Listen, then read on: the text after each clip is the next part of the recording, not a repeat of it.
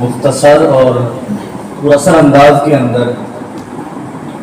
نماز نہ پڑھنے والوں کی اخروی سزا کو بیان کر رہے تھے آپ کے سامنے۔ میں تو یہ سمجھتا ہوں کہ اس مختصر بیان کے بعد کہ جہنمی جہنم میں کہیں گے کہ نماز نہیں پڑھتے تھے اس لیے یہاں موجود ہیں، تو بس بے نمازیوں کے لیے اس سے بڑا باز کوئی نہیں۔ اور میں انشاءاللہ العزیز اللہ تعالیٰ کی ذات سے پورا وثوق اور یقین کروں گا کہ ہمارے اس مجمع کے اندر میرے جتنے دوست موجود ہیں وہ اپنی زندگیوں کے اندر ایک آج یہ تہیہ کر کے جائیں گے کہ ہم نماز کبھی جان بوجھ کر نہیں چھوڑیں گے۔ ہاں عذر، کوئی معاملات کسی وجہ سے اگر تاخیر ہو جائے تو اس کے لیے شریعت نے کہا ہے کہ نماز کی قضا کر لی جائے، جان بوجھ کر اپنی نمازوں کو ہم ضائع نہیں کریں۔ معاشرتی خرابیوں میں بہت بڑی خرابی جو ہے آج ہمارے کثرت کے ساتھ لوگوں کا مسجدوں میں نہ آنا اور نماز نہ پڑھنا۔ یہ کوئی بالکل بدیہی واضح سی بات ہے۔ محلے اور مساجد لوگ کتنی کثرت سے ہیں، آبادی کتنی کثرت سے بڑھ رہی ہے، بازار کس قدر آباد ہیں، گراؤنڈ کس قدر آباد ہیں، کوئی میلہ ہو، کوئی ایسا لہو و لعب کا کام ہو تو لوگ کتنے جوک در جوک، کوئی سیاسی جلسہ ہو لوگ کیسے بھاگے چلے جا رہے ہوتے ہیں۔ شہنشاہ عالم کی طرف سے دن بھر میں 5 مرتبہ صدا آتی ہے، آؤ نماز کی طرف، آؤ کامیابی کی طرف۔ آج گھر گھر میں ناکامی کا رونا رویا جا رہا ہے کہ ہم ناکام ہیں، ناکام ہو گئے، کاروبار فیل ہو گئے، کچھ نہیں ہو رہا، مر گئے، لیکن نماز پڑھنے کے لیے ہم پھر بھی تیار نہیں ہیں۔ وَأْمُرْ أَهْلَكَ بِالصَّلَاةِ وَاصْطَبِرْ عَلَيْهَا لَا نَسْأَلُكَ رِزْقًا نَحْنُ نَرْزُقُكَ۔ معاشی تنگستیوں کا حل تو قرآن نے پیش کیا ہے کہ پیغمبر خود بھی نماز پہ جمے رہے اور اپنے آج کو بھی حکم کریں۔ حاشا و کلا، پیغمبر صلی اللہ علیہ وسلم کی ذات سے تو بعید ہے کہ آپ کو یہ حکم کیا جائے گا، آپ کو حکم کر کے ہمیں سمجھایا جا رہا ہے۔ آپ علیہ السلام تو پہلے ہی 5 نمازیں فرض تھی اور 6ٹھی تہجد کی نماز بھی پیغمبر کے حق میں فرض تھی، آپ تو پہلی 6 نمازیں پڑھا کرتے تھے۔ خیر اللہ تعالی ہمیں، ہمارے بچوں کو، ہمارے اہل خانہ کو، سب کو پکا سچا نمازی کر دے۔ بات چل رہی تھی شان صحابہ کی، اس پر ابھی آپ کے سامنے انشاءاللہ العزیز گفتگو ہوگی۔ فلسطین میں ابھی جو حالیہ واقعات آپ سب کے سامنے ہیں، کہ بیت المقدس جب فتح ہوا تھا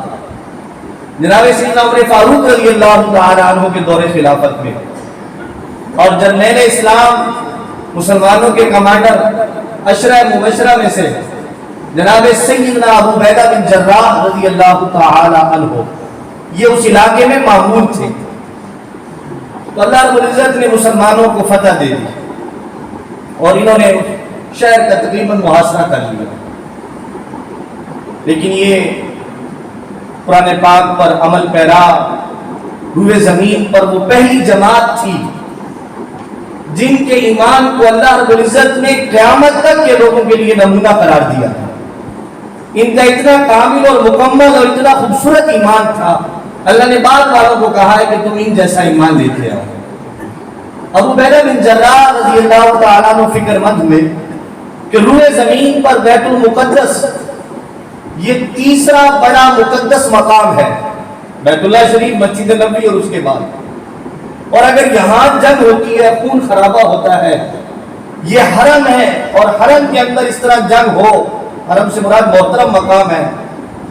تو یہ مناسب نہیں ہے۔ کوئی ایسی صورت نکل ہے کہ ہمیں جنگ نہ کرنی پڑے اور یہ شہر ہمارے حوالے کر کے چلے جائے، یہ خدا ترسی ہے،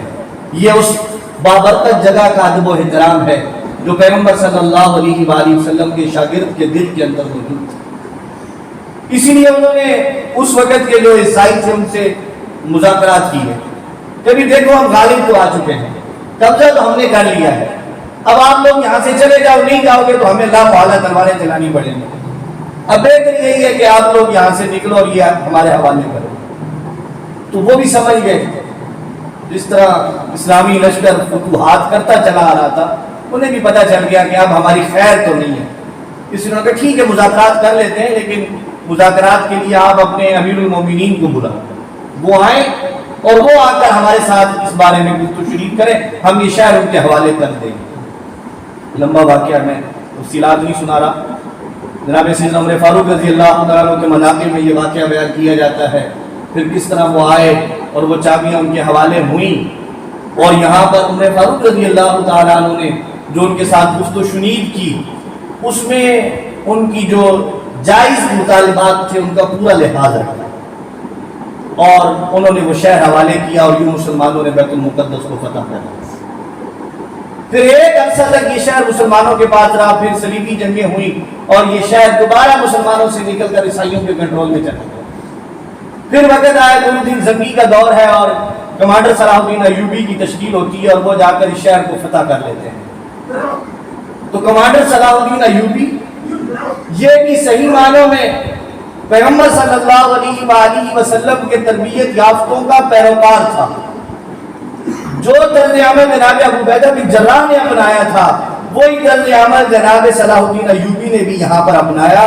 اور انہوں نے ان عیسائیوں کی معافی کا اعلان کیا جن عیسائیوں نے جس وقت صلیبی جنگیں لڑ کر بیت المقدس کو فتح کیا تھا، مسلمانوں کا اتنا قتل عام کیا تھا کہ گلیوں کے اندر خون اس طرح بہ رہا تھا جس طرح کے ندی نالوں میں پانی بہتا ہے۔ عیسائیوں کا طرز عمل کیا تھا، اور صحیح اسلام کے جو علم بردار تھے ان کا طرز عمل کیا تھا۔ بہرحال آج پھر امت مسلمہ کی بے حسی کہ قبل اول جو ہے پھر یہودیوں کے شکنجے میں ہے، پھر وہاں مسلمان قسم پرسی کے اندر ہے، پھر وہاں کی مائیں بہنیں، وہاں کے نوجوان، وہاں کے بزرگ، وہاں کے بچے امت مسلمہ کی طرف دیکھ رہے ہیں کہ امت مسلمہ میں سے کوئی صلاح الدین ایوبی آئے، کوئی عمر آئے، کوئی ابو عبیدہ بن جراح کا نام لیوا آئے اور آ کر جو ہے ہماری داد رسی کرے۔ لیکن ہر طرف سے مایوسی ہی مایوسی ہے۔ ایسے حالات امت پر کبھی نہیں آئے تھے جن حالات میں آج ہم موجود ہیں۔ ایسی تو کبھی مسلمانوں کے اندر بزدلی سمجھ لیں یا مسلمانوں میں کم ہمتی سمجھ لیں، 1400 سالہ ہماری تاریخ گواہ ہے کہ ہم ایسے بزدل تو کبھی نہیں ہوئے تھے جیسے ان سالوں کے اندر ہوئے۔ ہمارے حکمران، ہم سب، میں نے کل بھی جمعہ پر اس پر بات کی تھی کہ اللہ رب العزت تو قرآن میں فرما رہے ہیں کہ مومنوں کی مدد کرنا ہمارے ذمہ لازم ہے، پھر مدد کیوں نہیں ہو رہی؟ تو لا محالہ کہ ہم ویسے مومن نہیں ہیں جیسے مومن ہونے چاہیے۔ وَأَنْتُمُ الْأَعْلَوْنَ إِن كُنتُم مُؤْمِنِينَ، غلبے کا وعدہ ہے، شرط یہ ہے کہ اگر تم مومن ہو۔ آج ہم اپنے آپ کو مومن کہلوا کر بھی ہمارا طرز عمل، ہماری زندگی، ہماری معاملات، ہمارے معاشرت، ہماری اخلاقیات اتنے گرے ہوئے ہیں، اتنے گرے ہوئے ہیں کہ میں بعض دفعہ ساتھی بیٹھتے ہیں تو مثال دیتے ہیں کہ یار یورپ والوں کے اخلاق بڑے اچھے ہیں، وہ لوگ بڑے، وہ کسی کو تکلیف نہیں دیتے، وہ کسی کو کوئی ضرر نہیں ہوتا جی، بڑے سکون ان کی زندگیوں کے اندر ہے۔ تو ہمیں ان کی مثال دینی پڑتی ہے، حالانکہ جو دین ہمیں ملا ہے وہ کامل و مکمل دین، اور پیغمبر صلی اللہ علیہ وآلہ وسلم، حضرات صحابہ کرام کے کریمانہ اخلاق ہمارے سامنے ہیں۔ ہمارے آئیڈیل تو وہ شخصیات ہونی چاہیے۔ بہرحال جو ملکوں کی تقسیم اور سرحدوں میں ہم بٹے ہوئے ہیں، ہم نہ چاہتے ہوئے بھی کچھ نہیں کر سک رہے۔ جو بیچارے جذبات میں چاہتے ہیں کہ ہم فلسطین جائیں اور ہم یہ کریں اور وہ کریں، وہ بھی جو معاملات اس وقت دنیا میں ہیں کچھ بھی نہیں کر سکتے۔ تو ایسے میں دعا بڑا ہتھیار ہے، اور ایسے میں وہ لوگ جو برسرے پیکار ہیں، خدا را ان کی حوصلہ شکنی نہ کی جائے۔ جو مجاہدین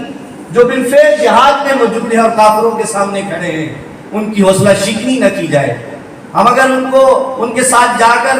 جہاد میں شریک نہیں ہو سکتے، ہم کم از کم ان کی بارے میں کچھ ایسا تو نہ کہے کہ امریکہ کو خوش کرنے کے لیے جی وہ دہشت گرد ہیں، جی وہ ایسے ہیں، جی وہ ایسے ہیں، جی وہ غلط ہیں، وہ ٹھیک نہیں ہے۔ خدا را ایسی باتوں سے اجتناب کریں۔ یہ وقت ہے کہ ہم ہر اپنی جو دعا کریں، اپنی دعا کے لیے ہاتھ اٹھائیں۔ ہم اپنے ان مظلوم مسلمان،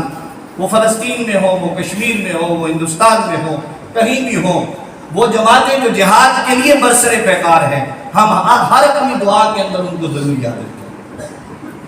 تو اب آپ کے سامنے میں کچھ باتیں زیادہ ہو گئی، معذرت۔ میں بلا تاخیر اپنے برادرم مہمان خطیب ہمارے آج کی اس محفل کے روح رواں، ہمارے دوست جو ہماری دعوت پر آئے، اللہ تبارک و تعالیٰ ان کو جزائے خیر عطا فرمائے۔